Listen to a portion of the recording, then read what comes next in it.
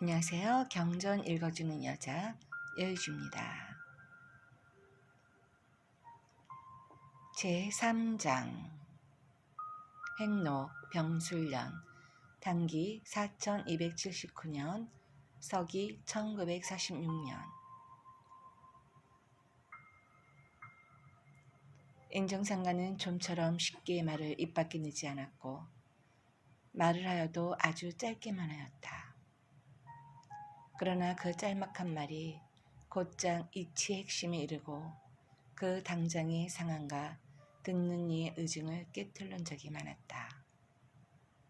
또한 평범한 일상사 속에 천지의 판도를 실어 보이는가 하면 일견 사소한 언질 속에 세상의 미래를 담아 들려주기도 하였다. 그는 마치 촌부와 같은 평소의 언행으로 당시 세상에 돌아가는 정황을 혹은 그 자신의 사상을 혹은 아직 일어나지 않은 미래의 일을 표현하였고 때로 개인이나 세상의 흐름을 바꾸는 공사를 한 것이다.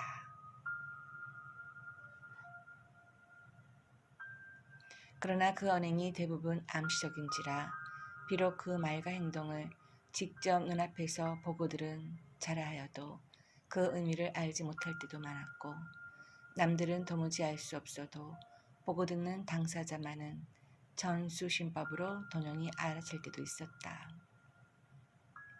그것들은 우선에는 의미가 없는 듯하다. 나중에 가서 그 의미가 확연해져서 문도들은 무릎을 치게 되거나 목골이 송연해지곤 하였다. 하여 당장 보기에 대수롭지 않다 하여 누구도 이를 예사로이 받아들일 수는 없었다. 광복을 전후에서부터 그를 쫓는 문수의 수가 늘어나 그의 언행을 기록으로 남긴 이도 있고 당시 상황을 증언할 수 있는 원두들도 다수 생존해 있어 비교적 그 행적의 자세한 부분들이 많이 남아있다. 하여 이때부터의 일을 사수한 듯한 것도 가능한 한 버리지 않고 편년으로 기록해 두기로 한다.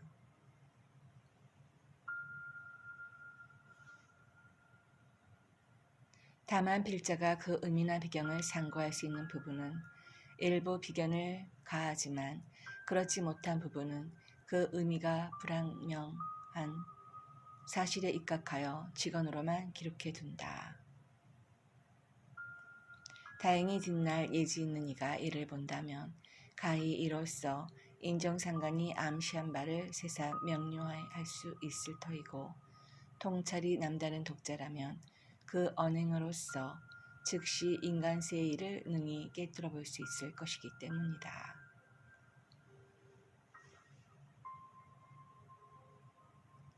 병술년 초봄에 인정상가는 서원장을 불러 명하기를 법정소로 이사할 테니 집을 사라 하였다. 그러자 이봉옥 문도가 성금을 냈고 서원장은 그 성금으로 작은 초가집 한 채를 샀다. 이 집은 금산사로 들어가는 길 하나를 사이에 두고 작년 이사한 법판소라는 집과 불과 수백 보 떨어진 가까운 데 있었다. 서원장이 집을 사고 인정상가께 풍고하니 인정상가는 고개를 끄덕이며 법정소로 옮긴다 하고 그 초가집으로 이사하였다. 이 법정소라는 집에 이사온 그는 여러 문드들에게 말하였다. 본 땅에는 본주가 아니는가? 내가 본주다. 이때부터 추종자들은 인정상간을 비로소 본주님이라 칭하게 되었다. 인정상간의 이러한 말은 바로 자신이 매기의 화신임을 밝히고 매기가 곧 일초선의 국명이었음을 밝힌 것이다. 그러나 대부분의 추종자들은 그저 막연히 그가 이 땅 신명계의 주인이라는 것쯤으로 알고 있었다. 어느 날 본주는 서원장, 김영태, 권병대 등을 불러 앉히고 아래와 같은 사사주의 노래를 불렀다. 돌아왔네 돌아왔네 제스시절 돌아왔네 만무시생 이기 따라 천하장생 건져보세. 5월 4일 양력 6월 3일 저녁에 정읍에서 10여 명의 문도가 본주님 댁을 찾아왔다. 하여 시중드는 여문도가 본주님에게 정읍에서 많은 사람이 찾아왔다고 하였다. 이에 본주님이 잘라 말하기를 정읍에 많은 사람 없다 하였다. 대개 이날 정읍에서 온 문도들은 이승만의 연설을 듣고 전국의 기추가 제목 궁금하여 본주님의 거동을 살펴보고자 온 것이었다. 이날 이승만은 정읍에 와서 대략 아래와 같은 발언을 하였다. 이제 우리는 무기휴게된 미소 공동위원회가 제기될 기색도 보이지 않으며 통일 정부를 고대하나 여익이 되지 않으니 우리는 남방만이라도 임시정부 혹은 의원회 같은 것을 조직하여 38도선 이북에서 소련이 철퇴하도록 세계 공론에 호소해야 될 것이니 여러분도 결심해야 될 것이다. 그리고 민족통일기관 설치에 대하여 지금까지 노력하여 있으나 이번에는 우리 민족의 대표적인 통일기관을 기경한 후 즉시 설치하게 되었으니 각 지방에 있어서도 중앙의 지시에 순응하여 조직적으로 활동하여 주기 바란다.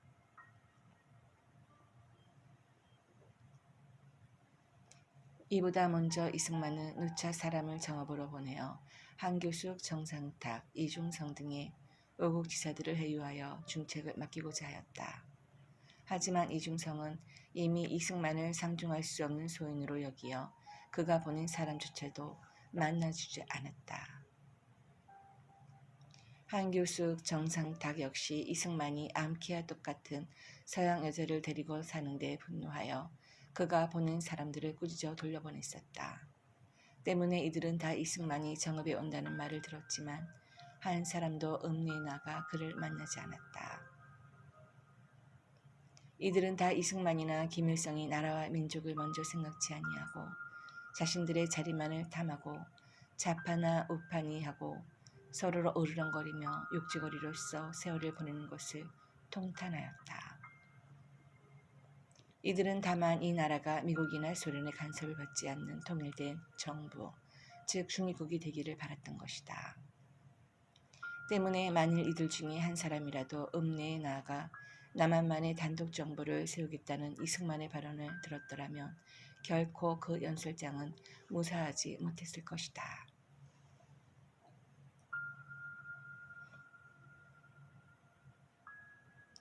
인정장관이 저에 많은 사람 없다고 하였음은 아마도 그러한 생각을 지니고 살아가는 사람이 많지 않다는 뜻이었을 것이다. 그러나 당시 이 나라의 운세는 이미 정해져 있었다. 작년 을인년에 어른께 초장 서보산이 국수 밥뭉치를 사다 드린 일만 보더라도 반쪽 국가의 징후는 이미 드러나 있었던 것이다. 여름 어느 날 밤 모기가 많아 정기병 문도가 마당에 모깃불을 피워놓고 앉아 있으니 본주님이 나와 이르기를 꺼라 모기도 눈이 있다 하였다. 이에 정기병이 당장에 모깃불을 껐는데 그때까지만 해도 그렇게 극성을 부리던 모기가 소리만 요란스럽게 낼 뿐 하나도 사람을 물지 않았다.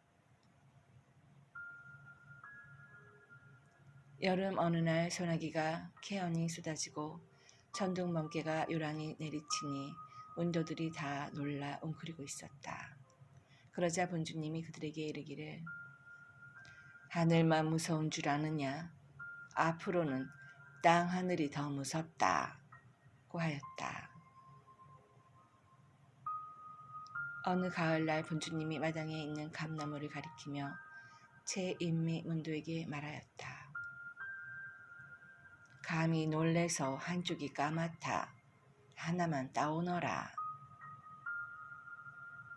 최인미는 이상하였다. 본주님이 가리킨 것은 오시, 즉 먹시감이었기 때문이다. 오시는 본디 열매가 맺혀 연글 때까지는 여느 감과 다를 바가 없다가 서리가 내릴 때쯤 그 한 부분이 새까맣게 변하는 특징이 있는 감의 한 종류이다. 본주님도 그러한 점을 잘 알고 있으면서 새삼스럽게 감히 놀래서 한쪽이 까맣다고 한 것이다. 그러나 제이미는 이에 대해 묻지 않고 시키는 대로 감 하나를 따다 드렸다. 그러자 본주님은 그것을 받아들고 한참 동안 신호를 하였는데 그 신호의 내용은 가히 누구도 알아들을 수 없는 것이었다.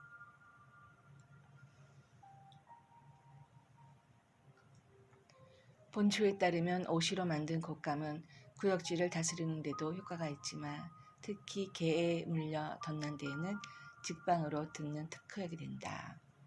그런데 여기에 한 가지 묘한 점이 있다. 오행으로 따지면 가을의 서리는 금기에 해당하므로 오시는 금기에 특히 민감한 식물인 셈이다. 방위상으로는 서방의 기운이 금기에 해당하니 개에 물려난 탈은 금도이라 할 수 있는데 오시가 곧 이를 다스리는 약이 되는 것이다. 이로써 생각해보건대 본주님은 오시로서 이 땅에 범람해 오는 서양 문명과 관련하여 공사를 한 것이라 아닌가 한다. 서원장이 본주님의 손을 보니 무명지가 처음 오실 때보다 많이 펴져 있었다. 하여 그는 감히 어른께 물었다. 손가락이 언제 펴지십니까? 그러자 본주님이 대답하기를 이 손가락이 펴지면 일이 다 된다고 하였다. 그리하여 서보사는 이후로 인정상관의 손을 유심히 관찰했는데 선화할 무렵 거의 펴졌다고 한다. 겨울에 눈이 많이 내리자 본주님이 문도 한 사람에게 쌀을 주며 울타리가에 뿌리라고 하였다. 하여 그 문도가 그대로 봉행하니 갑자기 사방에서 새떼가 모여들어 그걸 쪼아 먹었다. 그러자 서구열이 불평하였다. 아유, 사람도 먹을 것이 없는데. 이에 본주님이 말하였다. 새도 살아야 해. 사람은 움직이면 먹을 것이 생긴다.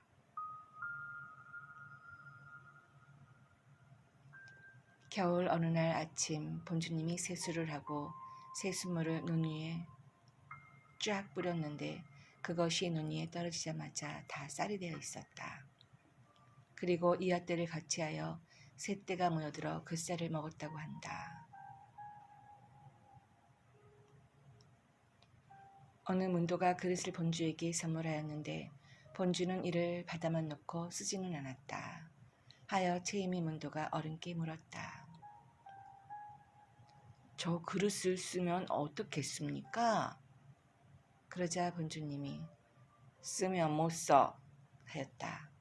그 선물한 지가 오니 본주님은 쓰지도 않은 그릇을 잘 썼다 하며 돌려주는 것이었다. 제이미가 그릇 선물한 자가 돌아가는 것을 붙잡고 정황을 말해주며 그 그릇에 무슨 연고라도 있느냐고 물었다. 그러자 그 사람의 낯빛이 하얗게 질리면서 한숨을 쉬었다. 아휴, 실은 살아드릴까 말까 망설이다. 내키지 않는 마음으로 사다 드렸더니 어른이 그것을 아신 모양이구려. 원장 서보산이 몇몇 사람에게 은밀히 축지법을 가르치고 있었다. 그는 예전에 지리산에 숨어있을 때 축지수를 익힌 바가 있었기 때문이다. 한데 본주님이 사람을 시켜 그를 오라고 하였다. 하여 그가 본주님 앞에 이르니 본주님이 크게 노하여 누가 그따위 짓 하느냐고 하더냐 하고 꾸짖었다. 가을에 본주님이 서구엘 문도에게 돈 2원을 주시며 이르기를 처음 보는 거 사가지고 와 하였다. 하여 서구엘이 돈을 받아가지고 장에 가는 도중 웬 아낙네가 강아지 한 마리를 가지고 지나가는 것을 보았다.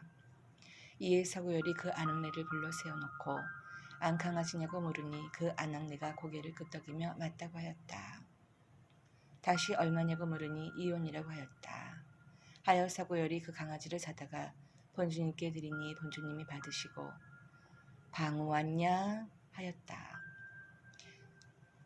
성산문 문도가 아기를 낳아서 안고 본주님께 찾아가 인사드리니 본주님이 수건으로 아기의 얼굴을 닦아주고 그에게 이르기를 자네 공덕으로 생겨났어 하고 접시를 내주며 젖을 짜라 하였다.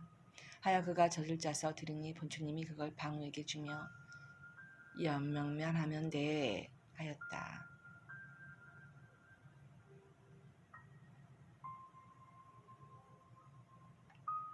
이는 장차 아기가 자라거든 구태여 돈벌이를 시키지 말라는 뜻이었다.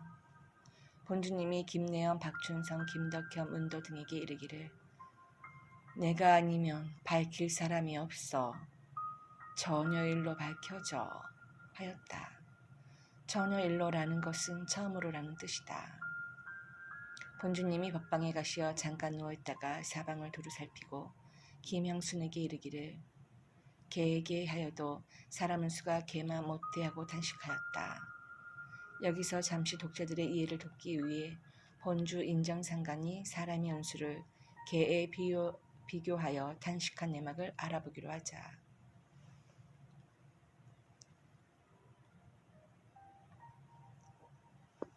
지금으로부터 4,500여 년 전에 황토, 지금의 중국 사천성, 섬서성 지역에 나라를 세우고 잠호 세력을 떨친 황제라는 임금이 있었다. 그 황제의 넷째 아들 묘룡이 융호를 낳고 융호가 농명을 낳고 농명이 백견을 낳았는데 백견에 암수가 있어 이를 견융이라 하였다. 그 견융 암수가 형제 상간하여 반호라는 개를 낳았는데 황제의 중손 제국이 이 개를 기이하게 여기어 궁에서 기르도록 하였다. 제국의 딸 제녀는 그 개를 심히 사랑하여 항상 곁에 두고 있었다. 제국이 남방을 순시하던 중 방황이라는 동이의 곤장에게 포위당하였다. 그리하여 온 나라에 근심이 되었고 위태로워 거의 망할 지경에 이르렀다. 제국은 이에 천하에 선포하였다. 누구든지 방씨의 머리를 가져오는 자가 있으면 금 천근을 하사하고 상으로 미녀를 준다. 그러나 모든 신하들이 방씨의 군사와 같이 말이 강하고 씩씩함을 보고 다들 어렵게 여겼다. 임금 제국에게 개가 한 마리 있었는데 자를 보아노라 했다. 그 개의 털억은 오색이었고 제국이 출입할 때면 늘 따라다녔다. 그런데 그날 이 개가 호련히 사라져버렸다. 사흘이 지나도록 개의 행방은 알아낼 수 없었다. 이에 제국이 심히 개의하게 여겼다. 한데 그 개는 방황이 있는 곳으로 달아났다. 방황은 개를 보고 크게 기뻐하며 좌우에 말하였다.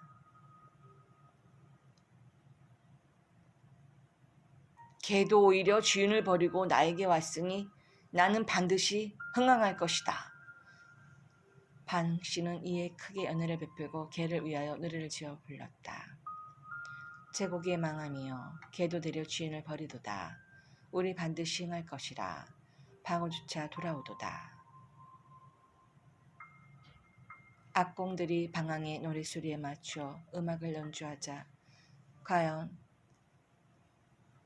개견 반호가 앞발을 들고 일어나 춤을 추는데 그 몸짓이 가락에 척척 들어맞았다. 방씨의 노래가 다시 이어졌다. 망하고 흥함을 방우가 알고서 가락에 맞추어 춤추니 어찌 경사가 아니랴. 그날 밤 방씨가 술에 취하여 잠에 들자 반호는 방씨의 목을 물어 뜯어 끊어가지고 계곡에 돌아왔다. 제국은 개가 방씨의 머리를 물고 들어온 것을 보고 크게 기뻐하며 개에게 맛있는 고기와 죽을 많이 주도록 하였다. 그러나 개는 전혀 먹으려 들지 않았다. 하루가 지나갔다. 제국이 불러도 개는 또한 일어나지 않았다. 이에 제국이 말하였다. 어찌하여 먹지도 않고 불러도 오지 않느냐?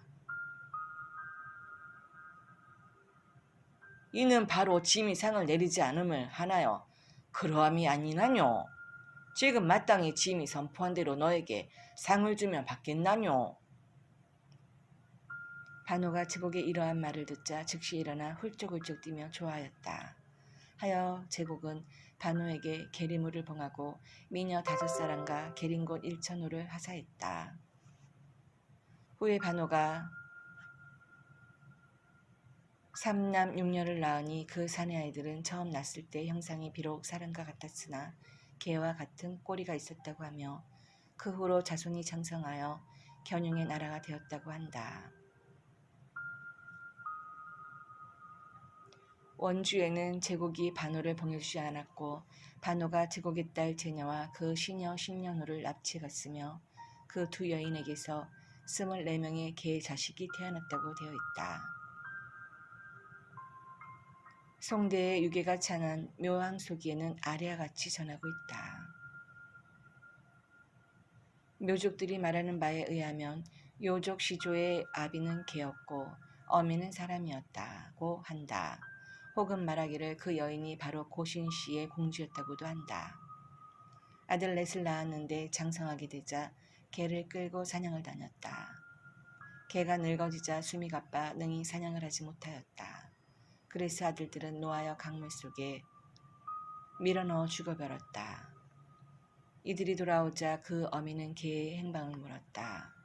하여 그 자식들이 그 일을 고하자 어미는 크게 통곡하고서 자식들에게 사실을 말해주었다. 이에 자식들은 급히 강으로 달려가 개의 시신을 건져 얻고 돌아왔다.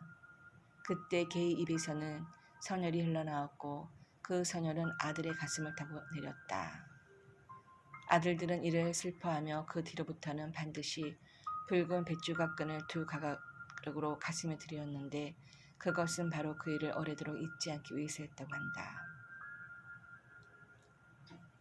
이 반호의 후예들이 뒷날 증언을 소란케 하다가 진나라 양공에게 쫓기어 유럽 쪽으로 달아났고 점차 번창하여 서양의 여러 나라를 세우게 되었다고 한다.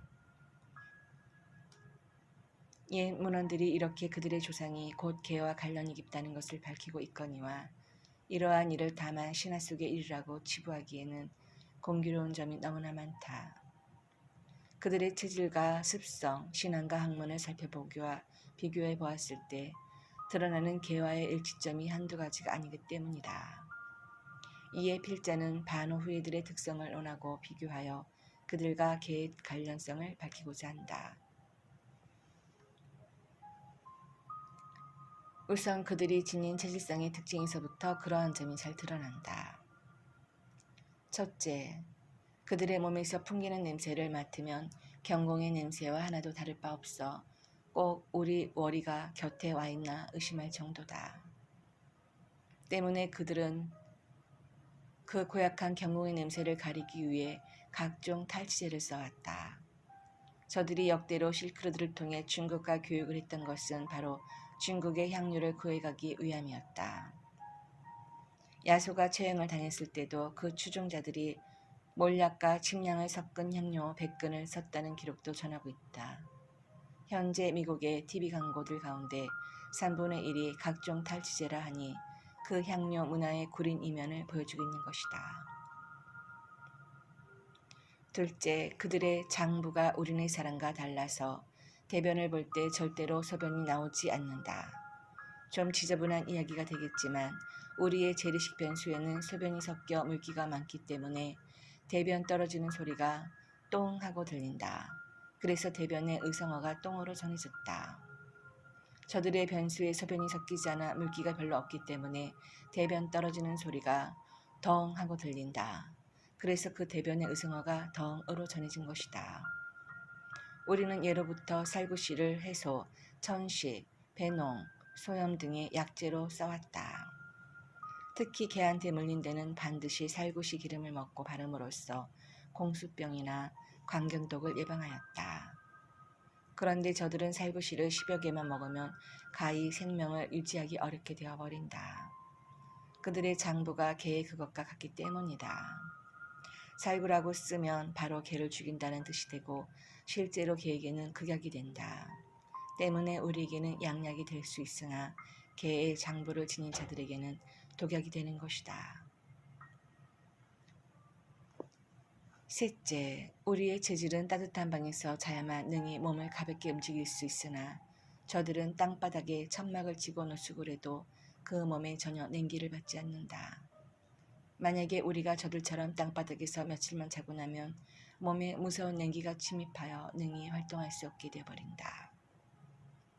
이런 연유로 저들의 여인은 아이를 낳고도 바로 찬물에 목욕을 할 수 있으나 우리의 여인은 절대로 그리할 수가 없다. 미국으로 이민을 간 우리의 어느 젊은 여인이 그곳에서 여름에 아이를 낳게 되었는데 산모가 미국 의사의 말을 듣고 찬물에 목욕을 하였다. 그러자 냉기가 뼛속에까지 침투하여 온몸이 퉁퉁 부어오르고 숨이 차올라 도저히 저들의 의학으로는 살려낼 수 없는 지경에 이르렀다. 하여 별 수 없이 기욱한 산모는 우리의 향약 단방의 치료를 받고서야 소생할 수 있었다. 넷째, 우리의 눈은 대개 흑백이 분명하여 눈동자가 검은데 저들의 눈은 경공의 눈처럼 파랗거나 노랗고 우리의 살갗은 모공이 보이지 않을 정도의 털이 있을 뿐인데 저들의 살갗에는 경공의 털과 똑같은 5색의 털이 길게 나 있다. 이렇게 체질에 있어서만 저들과 개의 유사점이 나타나는 것은 아니다. 그들의 습성을 살펴보면 마찬가지이다. 우리의 성인들은 그 자식이 늙도록 사랑을 아끼지 않았고 자식 또한 그 부모님께 효성을 다했으므로 이를 가리켜 천륜이라 하였다. 한데 저들의 성품은 자기를 낳고 길러준 부모의 은공을 모르고 그 부모 역시 자식이 어느 정도 자라면 돌아보지 않는다. 이는 마치 개가 새끼를 낳아 젖을 먹을 때는 싹싹 핥아주고 귀여워하다가 젖을 뗄 때에는 야물차게 대하며 그 정을 떼고 잊어버리는 것과 흡사하다. 우리는 하시라도 부모가 보고 싶으면 달려갈 수 있지만 서양인들은 자식이 부모의 집에 가려 해도 미리 전화로 연락하여 승낙을 얻어낸 후 갈 수 있다고 한다.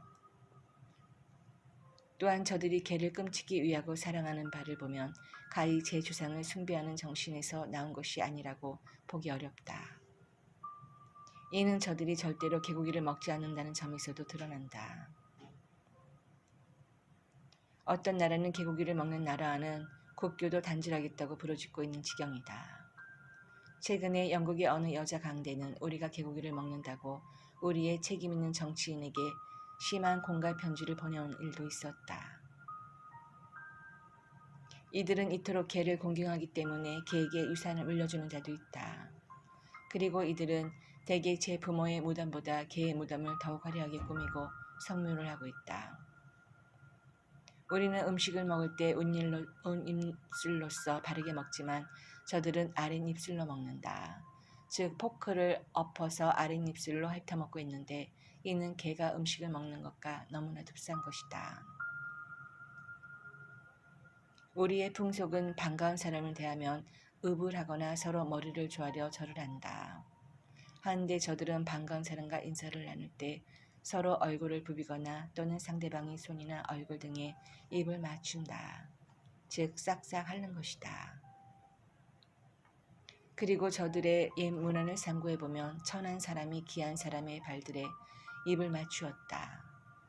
지금도 야수에 빠진 각 나라의 종교인들이 고린내 나는 아무개의 발등에 입 맞추는 것을 가장 큰 영광으로 여기고 있는데 요즘엔 우리나라 사람의 광기가 더욱 심한 실정이니 통탄할 노릇이다. 대저 발등에 입을 맞추고 서로 얼굴을 부비고 하는 짓은 오직 개가 하는 행동이다. 개는 서로 뜻이 통하면 서로 얼굴을 맞대어 부비고 혀로 이곳저곳을 핥으며 주인을 만나면 꼬리를 치고 그 주인의 발등을 싹싹 핥는다. 우리는 흥에 겨워 신명이 나면 손으로 무릎을 치거나 몸을 우쭐거려 춤을 추었다. 그런데 저들은 흥이 나면 그 하체를 연락이 흔들어내는 것이 마치 개가 꼬리와 공동이를 흔드는 것과 똑같다.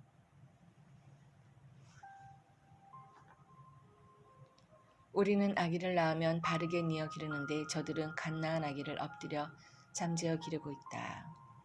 그 조상이 본래 엎드려 잠을 잤던 동물이었다는 사실을 가히 숨기지 못하고 있는 것이다. 그들의 언어 그리고 믿는 바와 말하는 바를 살펴보아도 그러한 사실이 드러난다. 우리는 이 천지와 원시 조상이 사이에서 창조되었다고 주장해왔다. 혹은 이 사이를 곡신이라고도 하는데 영원히 죽지 않는 것이며 만물이 이에서 비롯된다고 하였다. 한데 저들은 인류의 조상이 유인원이라 하여 꼬리가 있었다는 진화론을 내세우고 있다. 저들의 말은 중국말과 비슷하고 어순이 똑같은데 이로써 가히 중국에서 분파된 반어의 후예라는 것을 알 수가 있다.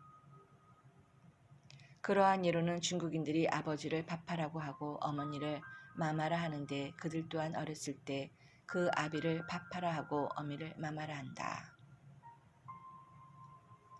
또 중국인들이 목에 매는 끈을 가리켜 링따이라 하는데 저들은 넥타이라 하고 있다. 우리가 속칭하여 개줄이라고 하는 물건의 이름까지 저들과 중국인이 비슷하게 부르고 있는 것이다. 우리는 예로부터 밀가루로 만든 떡을 개떡이라 했는데 중국인들은 삥이라 했고 저 서양인들은 빵이라 했으니 이를 미루어 그들이 중국에서 불교에 나온 민족임을 가히 알 수가 있다. 그리고 저들은 최초의 주상신을 가리켜 가시라 이르고 지극히 숭상하고 있는데 이를 우리의 방식대로 오른쪽에서 왼쪽으로 읽어보면 개이하게도 개가 되어버린다. 이 또한 한 번쯤 생각해 볼 일이다. 그들의 성스러운 경전에서는 다음과 같이 이르고 있다. 너희는 권력 지친을 가까이하여 그 하체를 범치 말라. 나는 여호와니라. 네 어머니의 하체는 곧 네 아비의 하체니 너는 범치 말라. 그는 네 어미인즉 너는 그의 하체를 범치 말지니라. 너는 계모의 하체를 범치 말라. 이는 네 아비의 하체니라. 너는 네 자매 곧 네 아비의 딸이니라. 네 어미의 딸이나 집에서나 다처에서 출생하였음을 물론하고 그들의 하체를 범치 말지니라. 너는 손녀와 외손녀의 하체를 범치 말라. 이는 너의 하체니라. 네 계모가 네 아비에게 낳은 딸은 네 누이니 너는 그 하체를 범치 말지니라. 너는 고모의 하체를 범치 말라. 너는 네 아비의 고륙지침이니라. 너는 이모의 하체를 범치 말라. 그는 네 어미의 고륙지침이니라. 너는 네 아비 형제의 아내를 가까이하여 그 하체를 범치 말라. 그는 네 백수모니라. 너는 자부의 하체를 범치 말라. 그는 네 아들의 아내니 그 하체를 범치 말지니라. 너는 형제의 아내의 하체를 범치 말라. 이는 네 형제의 하체니라. 너는 여인과 그 여인의 딸의 하체를 아울러 범치 말라. 또 그 여인의 손녀나 외손녀를 아울러 취하여 그 하체를 범치 말라. 그들은 그의 고륙지친이니 이는 악행이니라. 너는 아내가 생존할 동안에 그 형제를 취하여 하체를 범하여 그로 투기케 하지 말지니라. 너는 여인이 경도로 불결할 동안에 그에게 가까이하여 그 하체를 범치 말지니라. 너는 타인의 아내와 통간하여 그로 자기를 더럽히지 말지니라. 너는 결탄코 자녀를 몰래기게 주어 불로 통각해 말아서 네 하나님의 이름을 욕되게 하지 말라. 나는 여호와니라. 너는 여자와 교합함과 같이 남자와 교합하지 말라. 이는 가증한 일이니라. 너는 짐승과 교합하여 자기를 더럽히지 말며 여자가 된 자는 짐승 앞에 서서 그것과 교접하지 말라. 이는 문란한 일이니라. 레위기 18장. 대저 읍구를 살펴보면 저들의 신이라는 여호와가 정령 사람의 형상을 한 개에게 가르친 말이었지 결코 사람의 심성을 지닌 자들에게 가르친 말이 아니었음을 가히 알 수 있을 것이다. 그리고 다 그 하체를 범치 말라는 가르침만 있고 그 상체를 범치 말라는 가르침이 전혀 없는 것을 보면 이는 아마 상체는 무관하다는 것이리라. 그래서인지 저들은 남녀 이성 간에는 만나면 서로 껴안고 입을 맞추는 것이 예사로운 인사이다. 남자와 남자, 여자와 여자끼리는 악수를 하는 것이 인사이다. 만약에 같은 남자나 여자끼리 껴안았다 하면 당장 호모 동성 연애자라고 오해를 받게 된다. 그렇게 개자식들을 가르친 말을 기록한 책을 무슨 법이라도 되느냐 그들의 기신에 빠진 교인들이 가슴에 안고 다니는 것을 보면 실로 가관이다. 우리는 예로부터 제 아무리 무지몽매한 초보였을지라도 그 아들이나 손자에게 네 어미와 붙지 말라, 네 누이의 하체를 범치 말라는 등의 망언을 입에 올릴 수는 없었다. 또한 그러한 말을 입에 올리는 것조차도 지극한 폐륜으로 여겨왔다. 하지만 그러한 개의 후손들이 근세를 이뤄서는 각종 기계 문명을 일으키고 흥성하여 무도한 까마귀도 응징할 수 있게 되었다. 그리고 우리네 사람들보다 훨씬 더 잘 살 수 있게 되었다. 인정상간이 살던 시대에 우리는 비참하게도 헐벗고 굶주렸지만 저들은 부유하게 잘 살았다. 때문에 인정상간이 개하여도 사람은 수가 개만 못해하고 탄식했던 것이다. 본주님은 방우를 사람처럼 대해주고 가르쳤다. 방우에게 해로운 것은 곁에 두지 아니했다. 본주님 댁 옆집에서 살구나무 가지가 담 안으로 뻗어들어와 익은 살구가 뜰 안에 떨어졌다. 여문도 하나가 그 살구를 주어서 먹자 본주님이 방문을 열고 나와 이들을 빤히 쳐다보며 살구를 하나씩 가만히 주어 담 밖으로 던졌다. 본주님이 곤종이라도 개 한 마리를 불러 이르기를 곤종이 사주팔자를 뜯어 고쳐야 한다 하고 방 안에 있는 갯잡 위에 3일 동안 앉혀놓았다. 곤종이는 명에 복종하여 조금도 움직이지 않고 있었다. 그리고 그 후부터 떨이 빠지고 흉한 모습이 되었다고 한다. 김형곤과 박춘성은 절친한 사이였는데 사소한 일로 서로 의심을 하게 되었다. 그러자 본주님이 그들을 불러 일렀다. 가을 주차가 제일 아닌가? 나락, 이삭, 결실 아닌가? 이에 그들은 황연히 깨달았다.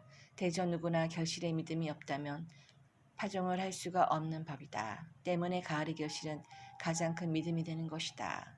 그들은 믿음을 되찾아야 한다는 것을 깨닫고 서로 의심을 풀고 더욱 사이좋게 지내게 되었다. 본주님이 경산 사람 김우석을 불러 집을 사게 하고 그 집을 원지방이라 이름하였다. 그리고 김우석에게 밥 많이 먹고 일 잘 보아 하였다. 본주님이 김우석에게 말하였다. 정하늘 밑에 집을 사라 하여 김우석이 물었다. 어디에 있습니까? 그러자 본주님이 손을 들어 가리키며 말하였다. 그 나무 저쪽에 산 있지? 하여 김우석이 그쪽에다 집을 사고 본주님께 고하니 본주님이 그 집을 이름하기를 정하늘 및 약방이라 하였다.